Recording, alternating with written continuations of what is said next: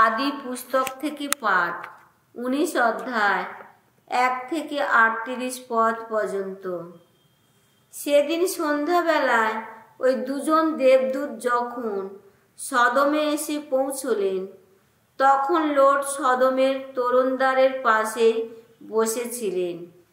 তাদের দেখা মাত্রই লোট উঠে দাঁড়িয়ে তাদের স্বাগত জানাতে এগিয়ে গেলেন।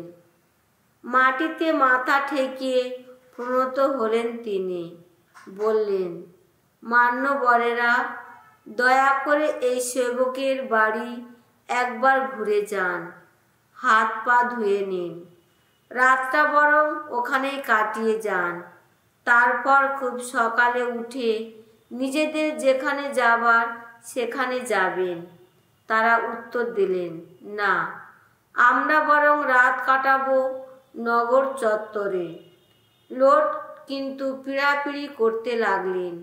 তাই শেষে তারা তাকে অনুসরণ করে তার বাড়িতে গেলেন।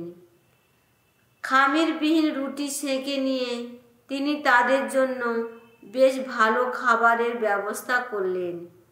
তারাও খাওয়া দাওয়া সেরে নিলেন। তারা তখনও শুয়ে পড়েনি। এমন সময়ে নগরবাসীরা, যুবা, বৃদ্ধ, সদমের সকল পুরুষ মানুষ বাড়ির চারপাশে এসে জড়ো হলো। কেউ বা বাদ রইল না। লোটকে চিৎকার করে ডেকে তারা বলল, তোমার কাছে আজ রাতে যে লোক দুটো এসেছে তারা কোথায়? ওদের বের করে এনে আমাদের হাতে তুলে দাও, যাতে আমরা ওদের ভোগ করতে পারি। লোট বাইরে তাদের সামনে বেরিয়ে এলেন। নিজের পিছনের দরজাটা বন্ধ করে দিলেন তিনি। বললেন, না ভাইরা, দোহাই তোমাদের, অমন অন্যায় করো না। তার চেয়ে বরং শোনো, আমার দুটি মেয়ে আছে, এখনো কোনো পুরুষের সঙ্গে যাদের কোনো দৈহিক সম্পর্ক হয়নি। আমি না হয় তাদেরই বের করে এনে তোমাদের হাতে তুলে দিচ্ছি। তোমরা তাদের নিয়ে যা খুশি করো, তবে ওই দুজনের কোনো অসম্মান করো না। ওরা তো আমার বাড়িতে আশ্রিত অতিথি। কিন্তু তারা বলে উঠল, পথ ছেড়ে সরে দাঁড়াও। তারপর বলল, লোকটা তো একদিন এখানে এসেছিল প্রবাসী হয়ে, আর এখন ও কিনা কর্তামি করতে চাইছে। বেশ তো, ওই দুজনের চেয়েও শোচনীয় দশায় ঘটাবো তোমার। লোটের গায়ে জোরে ধাক্কা মারতে লাগলো তারা।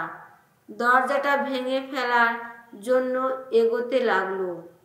তখন ওই দুজন কিন্তু ভেতর থেকে হাত বাড়িয়ে লোটকে আবার বাড়ির মধ্যে নিজেদের কাছে টেনে নিলেন আর দরজাটা বন্ধ করে দিলেন। তারপর তারা বাড়ির দরজার সামনে জড়ো হওয়া যুবা, বৃদ্ধ সকলকে হঠাৎ অন্ধ করে দিলেন। ফলে কোথায় দরজা তারা আর খুঁজে পেল না। ওই দুজন এবার লোটকে বললেন, এখানে তোমার আর কে কে আছে? এই শহরের ছেলে মেয়ে, জামাই, তোমার নিজের বলতে যত লোক আছে তাদের সবাইকে এখান থেকে নিয়ে যাও তুমি। আমরা তো এবার এই জায়গাটাকে ধ্বংস করতে চলেছি। এখানকার লোকদের বিরুদ্ধে বিক্ষোভের এমনই তীব্র চিৎকার ভগবানের কাছে গেছে যে তিনি এই জায়গাটা ধ্বংস করার জন্যে আমাদের এখানে পাঠিয়েছে। লোট তখন বাইরে গেলেন। তার মেয়েদের সঙ্গে যাদের বিয়ে হওয়ার কথা ছিল, তিনি সেই হুবু জামাইদের গিয়ে বললেন, নাও, তোমরা এক্ষুনি এখান থেকে বেরিয়ে পড়ো, কেননা ভগবান এই নগরটাকে ধ্বংস করতে চলেছেন। কিন্তু জামাইরা তখন মনে করল তিনি বুঝি ঠাট্টা করছেন। ভোরের আলো ফুটতেই সেই দুজন দেবদূত লোটকে তাড়া দিয়ে বলতে লাগলেন, নাও, তোমার স্ত্রী আর তোমার এই যে দুই মেয়ে এখানে আছে, তাদের এক্ষুনি এখান থেকে নিয়ে যাও, নইলে এই নগরকে যখন শাস্তি দেওয়া হবে তখন তুমিও নিশ্চিহ্ন হয়ে যাবে। তিনি তখনও দেরি করছিলেন, সেই জন্যে তার প্রতি এমনই ছিল ভগবানের করুণা। তারা তার হাত ধরে, তার স্ত্রী ও মেয়ে দুটির হাত ধরে তাদের বাইরে নিয়ে গেলেন। লোটকে তারা নগরের বাইরে পর্যন্ত পৌঁছে দিয়ে এলেন।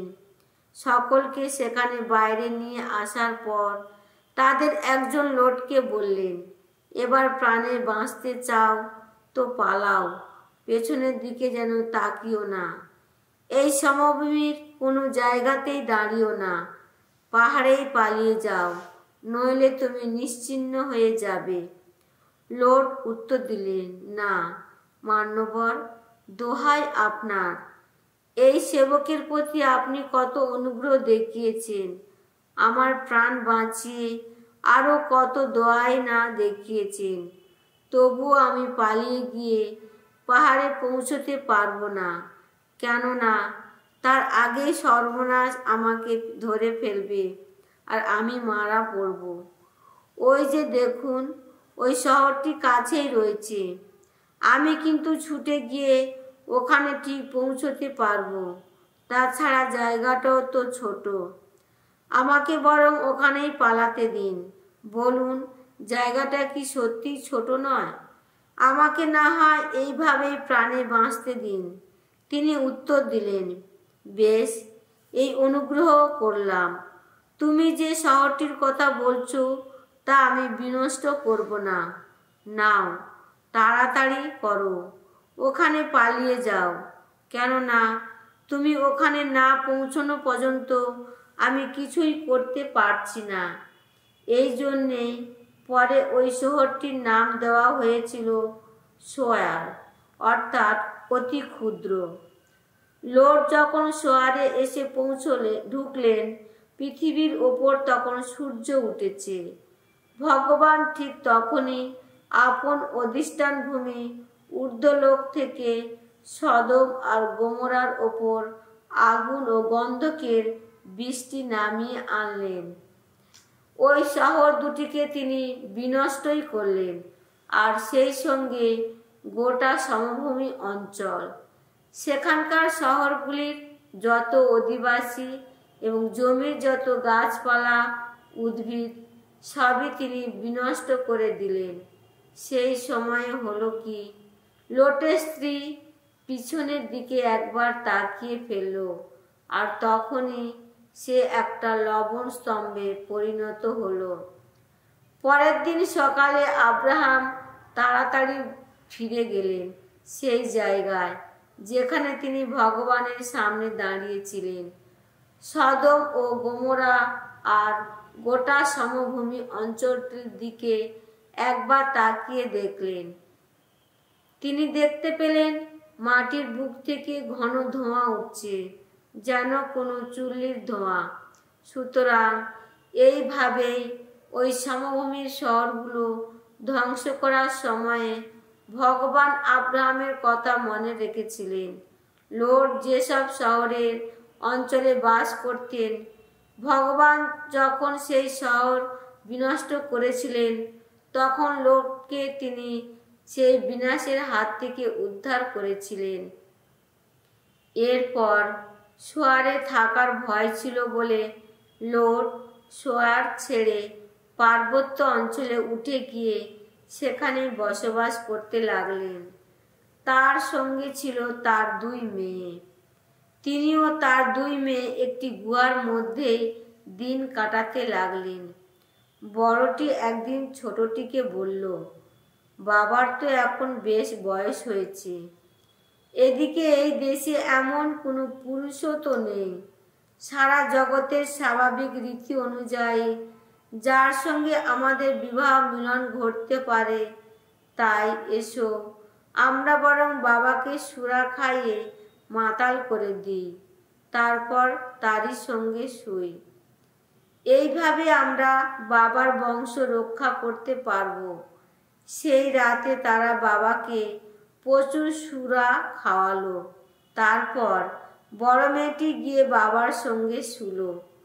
সে কখন যে বিছানায় এসেছে, কখন যে চলে গেছে, এ ব্যাপারে লোটের কোনো হুঁশই ছিল না। পরের দিন বড় মেয়েটি ছোটটিকে বলল, গতকাল আমি তো বাবার সঙ্গে শুয়েছিলাম। এসো, আজ রাতের বেলায় আমরা তাকে আবার সুরা খাইয়ে মাতাল করে দিই, তারপর তুমি তার সঙ্গে শুও। এইভাবে আমরা বাবার বংশ রক্ষা করতে পারব। সেই মতো তারা সেই রাতেও বাবাকে প্রচুর সুরা খাওয়ালো। তারপর ছোট মেয়েটি গিয়ে তার সঙ্গে শুলো। সে কখন যে বিছানায় এসেছে, কখন যে চলে গেছে, এ ব্যাপারে লোটের কোনো হুঁশই ছিল না। এইভাবে লোটের 2 মেয়ে বাবার সন্তান গর্ভে ধারণ করল। পরে বড় মেয়েটি একটি পুত্র সন্তানের জন্ম দিল এবং তার নাম রাখল মোয়াব। এই মোয়াবই বর্তমানকালের মোয়াবীয়দের আদি পিতা। ছোট মেয়েটিও একটি পুত্র সন্তানের জন্ম দিল এবং তার নাম রাখল বেন আম্বি। এই বেন আম্বি বর্তমানকালের আম্বিনীয়দের আদি পিতা। সামসঙ্গীত 13। বলো ভগবান বলো, আর কতকাল তুমি চিরদিন ভুলে থাকবে আমায়? আর কতকাল বলো লুকিয়ে রাখবে ওগো তোমার শ্রীমুখ? আর কতকাল বলো আমায় সইতে হবে এই মর্মজ্বালা? অন্তরে সইতে হবে সারাদিন এমন যন্ত্রণা? আর কতকাল বলো জয়ী থাকবে শত্রু আমার? ওগো ভগবান, ওগো ঈশ্বর আমার, দেখো চেয়ে দেখো, সাড়া দাও ডাকে। জাগাও জাগাও আলো নয়নে আমার, পাছে আমি ঘুমিয়ে পড়ি মৃত্যুর শয়নে। পাছে শত্রু বলে সে এখন পরাজিত করেছে আমায়। আমায় বিচলিত দেখে পাছে উল্লসিত হয় বিপক্ষ আমার। আমি কিন্তু তোমার করুণাতেই করেছি নির্ভর। জানি আমি তোমার আশ্রয়ে মুক্তি পেয়ে প্রাণ আমার হবে উল্লসিত। ভগবানকে গান শোনাবো আমি, তিনি তো আমাকে আজ দয়া করেছেন। সাধুমতি রচিত মঙ্গল সমাচার 9 অধ্যায় 1 থেকে 17 পদ। তাই যিশু নৌকোয় গিয়ে উঠলেন। আবার সাগর পেরিয়ে তিনি এলেন নিজের শহরে। সেখানে কয়েকজন লোক তার কাছে নিয়ে এলো খাটিয়ায় শুয়ে থাকা একজন পক্ষাঘাতগ্রস্ত লোককে। তার প্রতি তাদের এমন বিশ্বাস দেখে যিশু সেই পক্ষাঘাতগ্রস্ত লোকটিকে বললেন, বৎস, আর ভেবো না, তোমার সমস্ত পাপ ক্ষমা করা হলো। তাতে শাস্ত্রীদের কয়েকজন মনে মনে ভাবতে লাগলেন, লোকটা ঈশ্বর নিন্দা করছে। কিন্তু যিশু তাদের মনোভাব বুঝতে পেরে বললেন, আপনারা মনে মনে অমন মন্দ ভাবনা ভাবছেন কেন? কোনটা বলা সহজ, তোমার সমস্ত পাপ ক্ষমা করা হলো, না ওঠো তুমি হেঁটে বেড়াও? বেশ, পৃথিবীতে পাপ ক্ষমা করার অধিকার চেয়ে মানবপুত্রের আছে, আপনারা যেন তা বুঝতে পারেন। তিনি তখন পক্ষাঘাতগ্রস্ত লোকটিকে বললেন, ওঠো, তোমার খাটিয়া তুলে নাও আর ঘরে যাও। সঙ্গে সঙ্গে সে উঠে দাঁড়ালো, তারপর বাড়ি ফিরে গেল। তাই দেখে লোকেরা কেমন যেন ভয় পেয়ে গেল এবং পরমেশ্বর মানুষকে এমন অধিকার দিয়েছেন বলে তারা তার বন্দনা করতে লাগলো। সেই জায়গা ছেড়ে যেতে যেতে যিশুর চোখে পড়ল মথি নামে একজন লোক শুক্ল দপ্তরে বসে আছেন। তাকে তিনি বললেন, তুমি আমার সঙ্গে চলো। আর তখনই মতি উঠে যিশুর সঙ্গে চলল। পরে হলো কি, যিশু ওই মতির বাড়িতে একদিন খেতে বসেছেন। অনেক করগ্রাহক আর অনেক পাপী মানুষ সেখানে এসেছে। তারা যিশু ও তার শিষ্যদের সঙ্গে বসে আছে। তাই দেখে কয়েকজন ফরিসি তার শিষ্যদের বললেন, এ কি, তোমাদের গুরু যত করগ্রাহক আর পাপী মানুষদের সঙ্গে খাওয়া দাওয়া করছেন কেন? এই কথা শুনে যিশু বললেন, সুস্থ সবল যারা, তাদের তো চিকিৎসকের কোনো প্রয়োজন হয় না, প্রয়োজন হয় তাদেরই ব্যাধিগ্রস্ত যারা। আপনারা গিয়ে শাস্ত্রের এই কথার অর্থ বুঝে নিন। আমি তো বলিদান নয়, দয়াই চাই। আসলে আমি তো ধার্মিকদের নয়, পাপীদেরই আহ্বান জানাতে এসেছি। এরপর একদিন দীক্ষাগুরু যোহনের শিষ্যেরা যিশুর কাছে এলেন। তারা তাকে বললেন, আমরাও ও ফরিসিরা প্রায় উপোস করি, অথচ আপনার শিষ্যেরা তো করেন না, এর কারণ কি? উত্তরে যিশু বললেন, যতক্ষণ বর সঙ্গে থাকে ততক্ষণ বরযাত্রীরা কি শোক করতে পারে? কিন্তু এমন দিন আসবে যখন বরকে তাদের কাছ থেকে নিয়ে যাওয়া হবে, আর তখনই তারা উপোস করবে। যিশু আরো বললেন, কেউ পুরনো পোশাকে কোরা কাপড়ের তালি দেয় না, দিলে পোশাকে তালির টান পড়ে আর ছেঁড়াটা তাতে আরো বেড়ে যায়। তেমনি টাটকা দ্রাক্ষারসও লোকে পুরনো চামড়ার ভিস্তিতে রাখে না, রাখলে ভিস্তির গায়ে ফাট ধরে, তার ফলে দ্রাক্ষারসও পড়ে যায় আর ভিস্তিও নষ্ট হয় না। লোকে টাটকা দ্রাক্ষারস রাখে নূতন চামড়ার ভিস্তিতে, তাতে দ্রাক্ষারস আর ভিস্তি দুই রক্ষা পায়।